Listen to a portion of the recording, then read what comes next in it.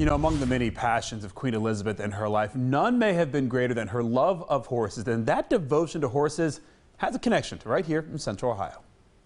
In 1935, John Galbraith bought this land in Galloway and named it Darby Dan Farm. Through the years, it would become a horse breeding and training farm, and a successful one at that, with the operation producing 2 Kentucky Derby winners and an English Derby winner in 1972 in Roberto. That win caught the attention of the Queen, and so the next year, the U.S. ambassador in England invited Galbraith to a dinner with Her Majesty, knowing their mutual love of horses may make for good conversation. He loved it because she was so passionate about horses, and that's, I guess, what excited him, because, you know, he was passionate about horses as well. So they sat together, and actually, from what I hear, they talked all dinner long, and she didn't even turn to the other guests because they were so involved in the horse racing world. At some point, the conversation turned to one of Galbraith's best fillies, Prima Netta, retired from racing and now serving broodmare duty. One of the protocols for the Queen is if she talks about a subject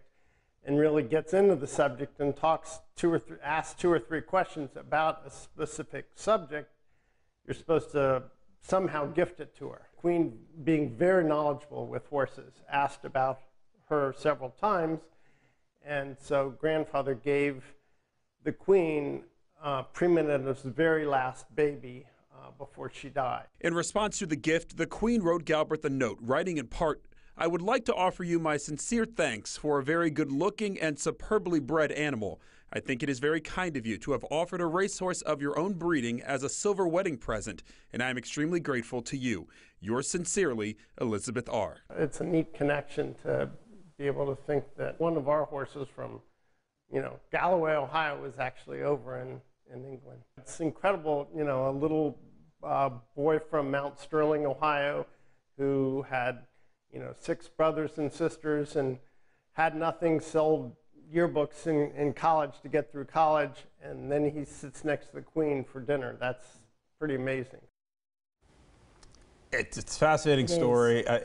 Well, my favorite part about the whole thing might be if the Queen asks you or talks to you about something 2 or 3 times and mentions that you some way gift. And a horse is a pretty big gift. That's a big gift. That's a pretty big gift. Can you just even imagine? I know. Like as a kid, you could never even dream something like that to become a reality. That's remarkable. Yeah, pretty cool. Awesome.